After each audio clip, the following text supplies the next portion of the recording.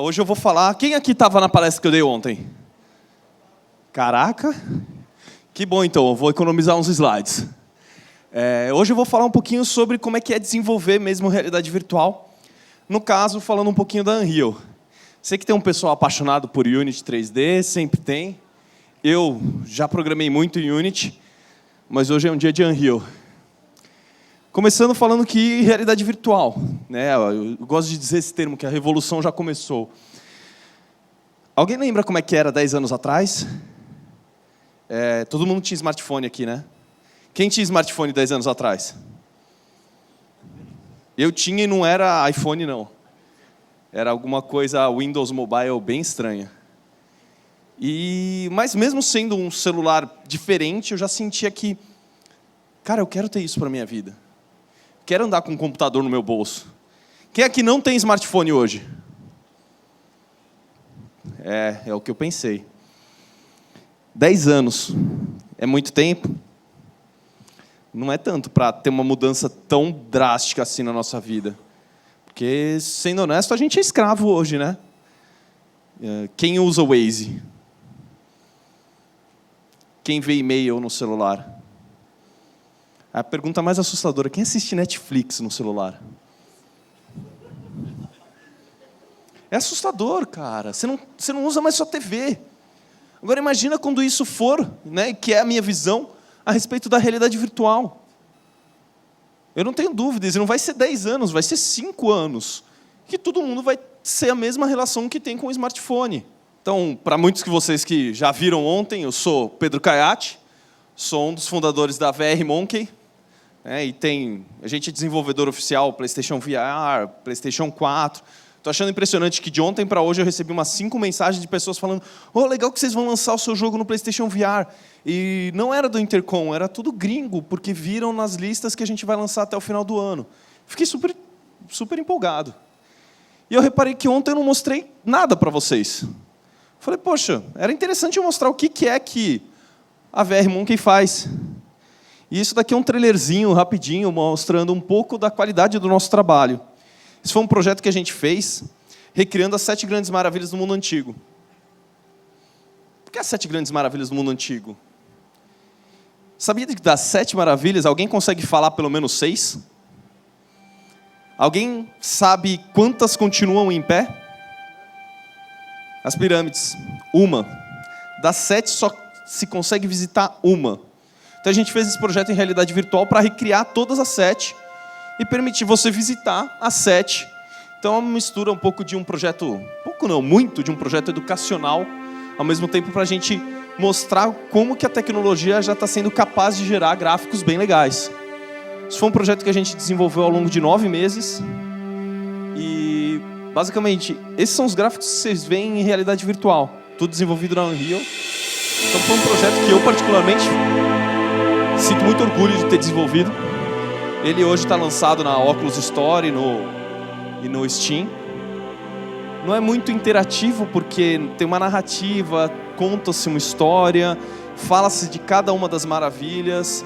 A gente teve muito apoio, na verdade. A gente contratou um pesquisador e um historiador responsável. E aí ele falava algumas coisas, por exemplo, que o Colosso de Rhodes não era assim, ele parecia mais a Estátua da Liberdade. Mas, como licença artística, a gente pode fazer ele assim. Porque esse que é a forma como os desenhos memorizaram ele. E tem muitas coisas que as pessoas ainda não sabem sobre as 7 grandes maravilhas do mundo antigo. O que é meio impressionante, você pensar que já faz muito tempo que elas foram feitas.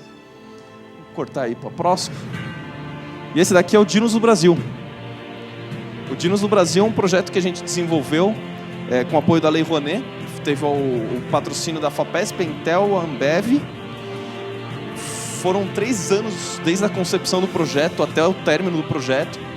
Hoje ele foi lançado no começo do ano lá no Museu Catavento Cultural. Quem conhece o Museu Catavento Cultural? Legal, tem uma galera. Hoje lá no 2º andar tem uma sala de exibição chamada Dinos do Brasil, que é a maior sala de exposição permanente em realidade virtual de alta performance do mundo. Ou seja, a gente tem 25 cadeiras com óculos Rift consumidor, máquinas de alto desempenho. E isso é um pouco do nosso projeto. Esse foi um projeto maior, a gente demorou 1 ano, é uma equipe bem maior. refizemos diversos cenários. Tudo isso daqui são cenários pré-históricos do Brasil, no passado. Então a gente tinha o deserto do Botucatu, tinha as florestas de Minas Gerais, os canyons de Santa Catarina e alguns dinossauros especificamente brasileiros que a gente modelou. Então a gente modelou, animou, rigou, fez todo esse trabalho com eles. Pusemos pena nos que tinham pena, para quem quiser perguntar, então é tudo muito cientificamente preciso. Isso daqui agora a galera já está manjando, né? Isso daqui é o contínuo da virtualidade. Realidade real é aonde, pessoal? Aqui. Realidade virtual, mudar tudo que a gente está vendo ao redor para uma coisa gerada através de computador, uma coisa de computação gráfica mesmo. Ou seja, na realidade virtual, coloquei o óculos, estou em outro planeta. Ontem a gente falou bastante, mostrei muita coisa de AR, de Mixed Reality. Hoje vai ser VR 100%. E Unreal 4. Quem conhece Unreal 4? Legal, não é tanta gente.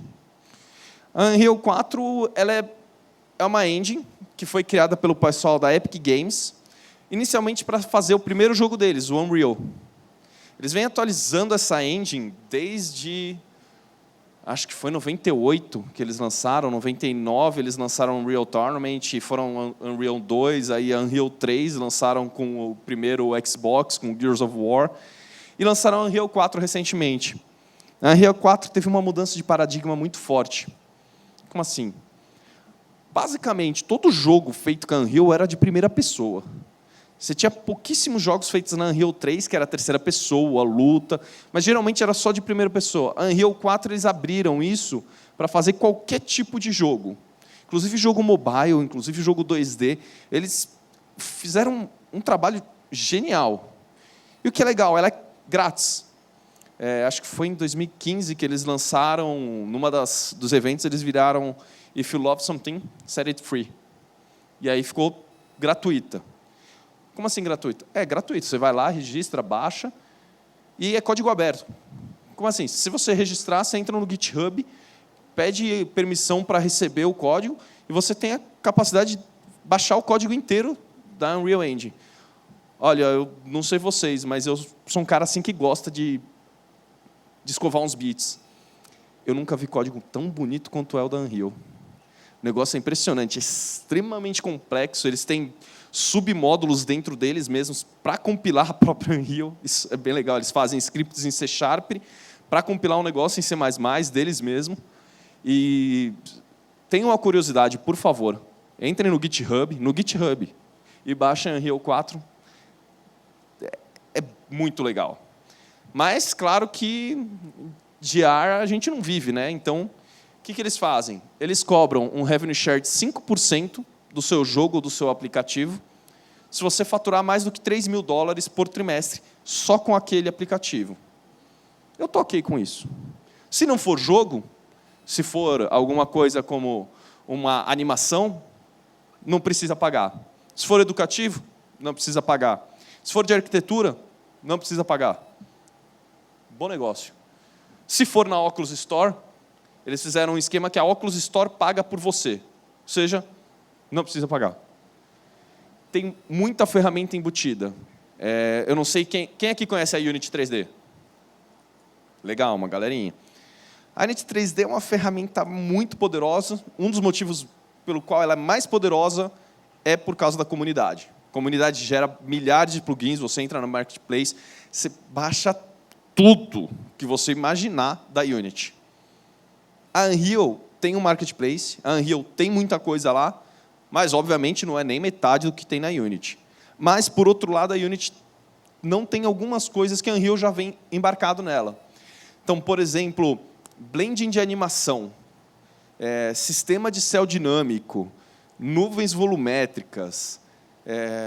Ele tem uma ferramenta chamada o Sequencer. Ele é feito só para você fazer filme 3D dentro da Unreal. Conheci um pessoal que eles estão deixando de usar render de Maya, de 3D Max, para colocar na Unreal e fazer o render lá. Porque eles usam o PBR. Alguém sabe o que é PBR? Não?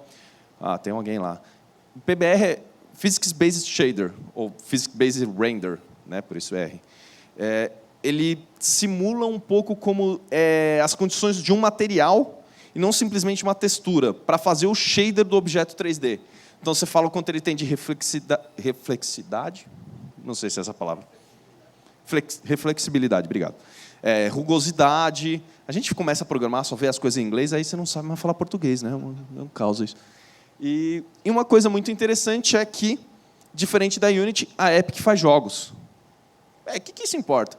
Bem, importa que quando eles estão fazendo as coisas para os jogos deles, eles estão colocando na Unreal Engine e você vai ter acesso a tudo que eles têm. A mesma Unreal Engine que eles usam para fazer o jogo deles, você tem acesso. Cara, isso é sensacional. Por exemplo, alguém já ouviu falar do PUBG, o PlayerUnknown's Battlegrounds? Quem já jogou? Quem já ouviu falar? Quem não tem ideia do que eu estou falando? Quem está dormindo? Sempre, porque tem gente que não levanta a mão para nada, então eu não sei, cara. São perguntas binárias, eu ainda não estou no negócio quântico. Basicamente, PlayerUnknown é um jogo, é um sucesso absurdo, ele está batendo todos os recordes. É um negócio absurdo. Eu não tinha ideia do quanto grande era, até começar a ver, e eu falei, nossa, esse negócio é enorme, e é enorme. Ele é um jogo onde 100 pessoas são jogadas numa ilha, ou numa parte de um continente, e lutam entre si para até sobrar um. Uma partida de, tipo, meia hora. Os caras que fizeram esse jogo, fizeram na Unreal Engine. São os coreanos, o pessoal da Bluehole. Gente boa pra caramba, conheci eles.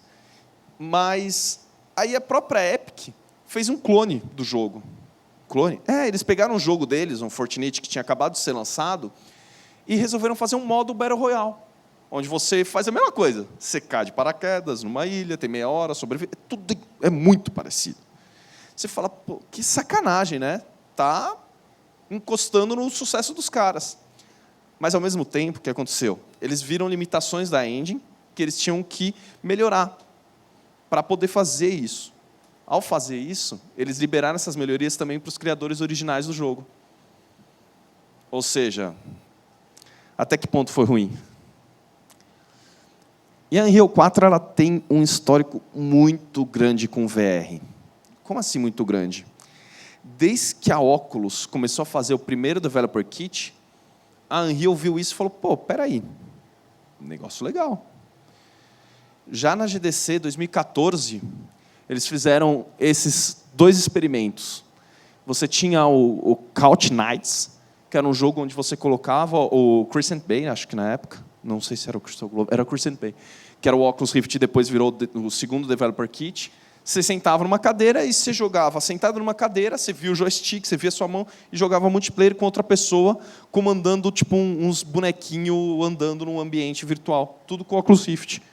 Foi, acho que, a melhor demo de 2014, se eu não me engano. E eles liberaram umas montanhas russas, você baixava, experimentava. E aí, em 2015, eles fizeram um showcase sensacional. Eles fizeram esse cara aqui, que na época eles chamavam de Car Flip. Hoje, a gente tem o nome dele é Showdown. Se você entrar na Epic, baixar a Unreal Engine, você também pode baixar vários e vários projetos. Esse projeto é aberto. Você consegue abrir e ver tudo que eles fizeram nesse projeto. Então, assim, particularmente, eu gosto de fuçar. Eu sou um fuçador. E fuçar nisso para aprender como eles fizeram é genial. Aprendi coisas absurdas nesse projeto. Lançaram depois, em 2016, o Bullet Train, que gerou um jogo chamado Robo Recall. Eu vou mostrar um videozinho depois dele, que particularmente para mim hoje é o melhor jogo de realidade virtual que eu já experimentei. Eu joguei durante 3 horas. Tá? Eu sou meio doente, mas 3 horas sem parar em realidade virtual. Achei sensacional. Não enjoei e eu tenho labirintite. E lançaram também o Henry, que foi um curta feito pela Oculus Studios em Unreal Engine, que é basicamente uma historiazinha de um porco-espinho que comemora aniversário, mas ele não tem amigos, porque ele gosta de abraçar as pessoas. Fofinho, né? E vamos lá. Como é que a gente faz? Unreal Engine, você entra no site, baixa. Se você entrar nesse site aqui, ele tem muita coisa explicando por que é bom em VR. E, cara, é muita coisa. Eles usam sistemas diferentes de rendering dentro da própria Unreal Engine. Ou seja, você pode usar o Death Red Render, que é basicamente o padrão deles, ou você pode usar o Forward Render, que é um sistema diferente que eles fizeram de rendering para deixar um pouco mais leve o processamento quando você tem 2 pontos focais. Sem contar isso, eles têm instância estéreo, eles têm uma porrada de coisa. Inclusive, você pode usar a Unreal Engine em VR. Cara, de que você está falando? Basicamente, posso pôr o óculos e eu posso usar o editor em realidade virtual. Ou seja, eu tenho acesso a pegar os bloquinhos, a posicionar as coisas, andar dentro do meu ambiente de edição em realidade virtual. Meu, é uma piração, é muito legal. E ele vem pronto de fábrica para rodar com quase todo o óculos de realidade virtual que você tem ideia. Por que eu digo quase? Porque sempre vai ter um chinês que vai fazer algum negócio que não vai ter compatibilidade com nada.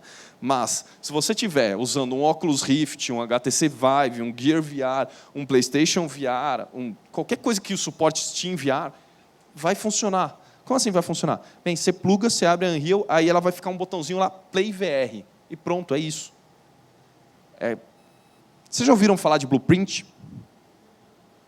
Quem já ouviu falar de Blueprint? Blueprint da Unreal. É um negócio legal. Você que tem medo de programar em C++, porque, sei lá, pode crescer cabelo no peito, você pode tentar programar em Blueprint. E aí, quando você for programar em Blueprint, você tem acesso a um editor inteiro de códigos gráfico. Cara, quando eu olhei isso, eu falei, meu Deus do céu, eu gosto de programar em C++. Eu olhei e falei, não quero não, olha a zona que fica. E não é assim, cara. Você faz uns códigos bons, é super simples. Hoje tem milhares de ferramentas para organizar. Por incrível que pareça, isso fica salvo em um XML, ou seja, você consegue dar Ctrl+C, Ctrl+V no seu código gráfico para passar para as outras pessoas. E ele te dá acesso com drop-downs a diversas opções muito rápido. Para prototipagem, isso é absurdamente bom. Para prototipagem é bom. E para performance? Quem aqui acha que Blueprint é pior do que C++ em performance? Só isso? Não. Quem não acha, então? O pessoal está com medo de responder. Tem um segredo legal. Os caras da Epic criaram um negócio de nativização da Blueprint. Ou seja, eles pegam esse código, esse emaranhado de fio, essa zona toda, e fazem um código C++ disso. Resolveu o seu problema de performance. E aquela história. Eu, como tenho uma formação em engenharia, eu sempre gosto de ler manual. Por quê? Porque é engenheiro geralmente que escreve manual, então eu gosto de pelo menos fazer o favor de ler alguma coisa. Porque, mó tristeza, o cara escreveu tudo aquilo, todo mundo pega e fala, mano, não vou ler isso, vou fuçar. Mas a documentação da Epic, da Unreal, melhorou absurdamente. Eu estou mexendo nela já desde a versão 4.6, então agora a gente está na 4.18, Preview 3. Sim, avança bastante isso. Isso é bem legal, eles têm iterações de melhorias muito boas. E a documentação foi uma das melhores coisas que eu vi evoluir durante esses últimos 2 anos. Hoje você entra na parte de documentação da parte VR, você consegue colocar, ele tem um Getting Started para cada plataforma, você clica, é passo a passo. Por incrível que pareça, até para fazer para o Gear VR, que você teria que instalar Android SDK, Android NDK. E, bem, quem programa Android aqui? Quem já programou Android com C++ aqui? Eu sinto pena de vocês. Cara, Android, principalmente quando a gente está numa plataforma tipo Windows, não é muito amigável. Os caras desenvolveram uma metodologia que é um pacote tudo em um, cara. Funciona. Eu fiquei impressionado. E sem contar que aqui você vê que você tem muita coisinha específica. Então, eles têm as melhores práticas, como você faz algumas features para melhorar a performance, profiling. É muito útil. E não só isso, os caras criaram um template de VR. Quando você vai criar o seu projeto novo, eles perguntam, você quer um jogo primeira pessoa, você quer um jogo terceira pessoa, você quer um jogo de corrida? Eles já têm templates prontos para isso. E ele tem um template de VR, que eles ainda mostram já sistemas de locomoção. Então, você tem um teletransporte básico, você já tem um sistema para usar as mãos, os controles de movimento, para pegar e soltar as coisas, interagir com o mundo virtual. Está tudo lá, é só você pegar e começar a fuçar. E tem um VR Cheat. Porque, bem, todo mundo sabe que é legal usar uns truques, né? E E de vez em quando você vai se dar em umas situações que você vai falar, cara, eu acho que eu preciso usar alguma coisa que eu não sei o que é. E aí você tem esse VR cheat sheet. É difícil falar cheat sheet. E, basicamente, é um site da Unreal, da documentação oficial, que ele fala, olha, se você está com probleminha aqui, tenta isso. Se você está com probleminha ali, tenta aquilo. E, como eu falei, isso daqui que vocês veem quando vocês vão executar. Cara, é só abrir a Unreal e tem um VR Preview ali, está pronto. Está pronto. E tem algumas manhas bem legais, do tipo... Vocês já ouviram falar de Screen Percentage? Isso é um negócio que salva a vida quando você está trabalhando com VR. Por quê? Basicamente, quando você está rodando em full resolução, às vezes o cara tem um monitor de 4K, 2K, 1440, roda com um frame rate zoado. Aí você pode diminuir a resolução, ou seja, se eu deixar em Screen Percentage em 10%, e aí você diminui um pouco a resolução e você aumenta a performance. É muito importante isso. Por quê? Realidade virtual, você zoou o frame rate, você zoou toda a experiência. E aí eu tenho uma lista de melhores práticas que você consegue entrar no site, que é, por exemplo, habilita o Instance Stereo, que basicamente ele tenta fazer a reprojeção de cada olho, porque em VR você tem um olho, duas câmeras. Então você tem que reprojetar e renderizar todo o ambiente duas vezes. Deveria. Mas os caras são espertos, e aí eles fizeram um sistema para fazer só uma reprojeção. O Instance Stereo ajuda bastante nisso. Sempre colocar como se o jogo fosse para celular, quando você for fazer para VR. Por quê? Porque é mais leve. GPU Visualizer. Usar esse atalhozinho aqui, mágico. Você consegue ver como que a GPU está processando cada uma das coisas. Você vai ter que fazer um profiling o tempo inteiro em VR, você tem desempenho, desempenho, desempenho. Quando você cansar de fazer desempenho, você faz um pouquinho mais de desempenho. Porque se você quiser fazer um negócio como a gente mostrou lá naqueles primeiros vídeos, você vai ter que escovar os bits para tirar um pouquinho mais, uns 5 frame rate ali. E notícia boa, se você quer publicar alguma coisa para Gear VR na Oculus Store ou para Oculus Rift, não se engane, se tiver abaixo de 60 frames no Gear VR, eles não aprovam, e Oculus Rift abaixo de 90 frames por segundo, eles não aprovam. Não aprovam. Você nem consegue pôr para vender lá, não é que quer dizer que vai ficar ruim. Outras coisas bem interessantes. Post-processing. Zoa tudo. Lens flare. Não basta desligar o lens flare, você tem que falar que a intensidade dele é 0. Senão, pega. Escala. Isso é legal. Ele tem uma opção de World Settings na Unreal, que cada unidade da Unreal é 1 centímetro. Então, você coloca aqui 100 unidades, é 1 metro. VR faz muita diferença a escala. Porque quando você coloca o headset, você tem a estereoscopia, você tem a noção da profundidade, você tem a noção do tamanho das coisas. É totalmente diferente de ver num monitor. E é lindo, é muito legal.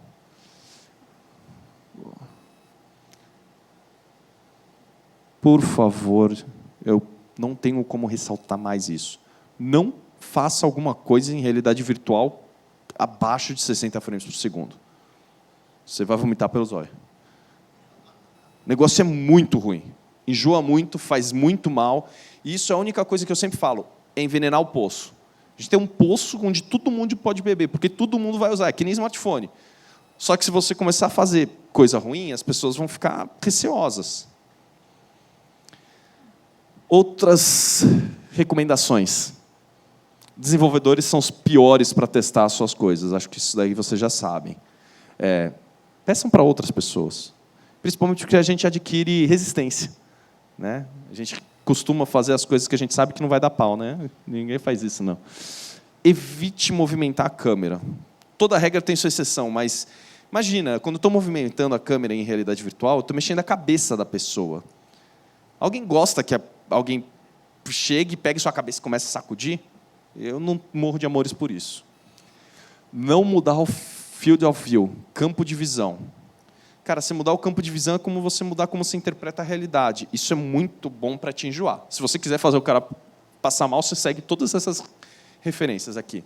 E nunca deixa o walking bob. O que é isso? Se seu personagem se move, o balançar da cabeça dele, o walking bob é o balançar da cabeça, deve ser o balançar natural da cabeça dele. Se ele não está balançando a cabeça, não balance a cabeça dele. não balança a câmera, porque às vezes você toma uma porrada e a câmera do jogo balança, né? Você fala, pô, legal esse efeito, já sei, vou fazer isso. Não, não faz, pelo amor de Deus. Sempre pensar em cores mais escuras, mas nunca preto absoluto. Os headsets têm um problema com preto absoluto, que eles fazem uma coisa que a gente chama de lama preta. Mas escuro diminui um pouco o enjoo. É mais positivo do que coisas muito claras. Escada não é bom porque o cara está parado, aí você está subindo a escada. Então, essas coisas a gente ainda tem que trabalhar muito, os sistemas de locomoção. Para acelerar um cara, também acelera devagar, tenta ser suave, tenta ser carinhoso. Em realidade virtual, a gente não quer maltratar as pessoas, em geral. Às vezes a gente quer. E não usar Depth Field e Motion Blur, porque esses são os efeitos que ficam muito legais na tela. Para fazer um clipe é muito legal, mas em realidade virtual, isso quebra toda a imersão que o cara está sentindo, porque ele está focando, ele não precisa que você desfoque alguma coisa. Porque imagina, você desfoca, é que nem eu tirar o óculos, eu fico perdido, não é legal. Alturas também, recomendações. A Unreal 4 vem com um personagem bem grandão logo de cara, ele tem quase 2 metros. Então, deixar em alturas médias, mais aceitáveis. E, por exemplo, quem aqui corre a 60 metros por segundo? Mano, nem o Usain Bolt corre isso daqui, entendeu? Então, as coisas são diferentes quando a gente está aplicando para a realidade virtual. Minta. Sejam mentirosos. Em realidade virtual. Não, na vida é melhor ser honesto, viu? Por exemplo, isso daqui é um sistema genial que os caras fizeram para criar sombra. Uma sombra falsa. Por quê? Sombra verdadeira é pesada pra caramba computacionalmente. Então, eles criam fake shadows. Isso é só um shader, usando uma imagenzinha, que, à medida que o pé do cara chega perto do chão, ele aumenta a sombra e diminui. Funciona que é uma maravilha. E copie tudo que puder. Isso daqui é o Showdown que eu falei para vocês. Isso daqui é o projeto que está aberto. É só você chegar lá, baixar, pode ver cada um dos detalhes. É muito legal. Em VR é bem mais legal do que nesse vídeo, mas já dá para ver um pouco da noção, qualidade gráfica que os caras têm. Isso precisa o requerimento mínimo de VR, que é uma 970 ou hoje a 1060. Acho que talvez rode até numa 960, que é hoje a 1050.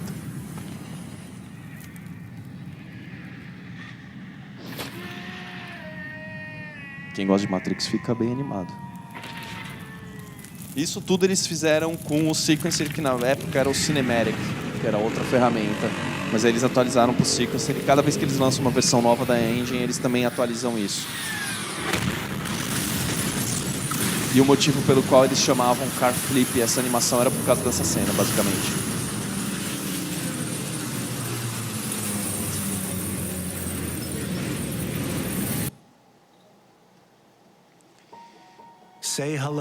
E daqui a pouco vocês estão fazendo isso daí, que é o Robo Recall. Presenting the TAL Series 9. Every bolt, every component has been meticulously designed. TAL will obey any command. It lives to serve. Ou não. TAL features convenient É muito legal porque no jogo tudo é dinâmico. Então você consegue pegar o robô. Ele veio com essa maçaneta, é lindo. Você pega ele, você sacode ele, quebra. É muito divertido. Ele atira a bala em você, você pega a bala, joga de volta a bala nele. Trouble-free service is guaranteed by our Robo Recall program. E ele tem esse estilão meio arcade que sobe. É muito divertido.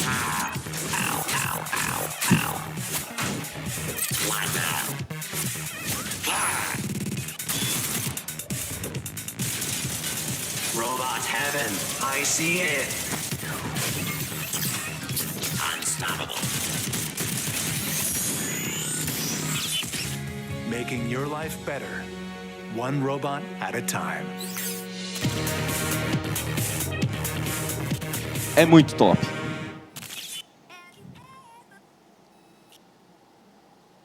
É isso aí. Obrigado, pessoal.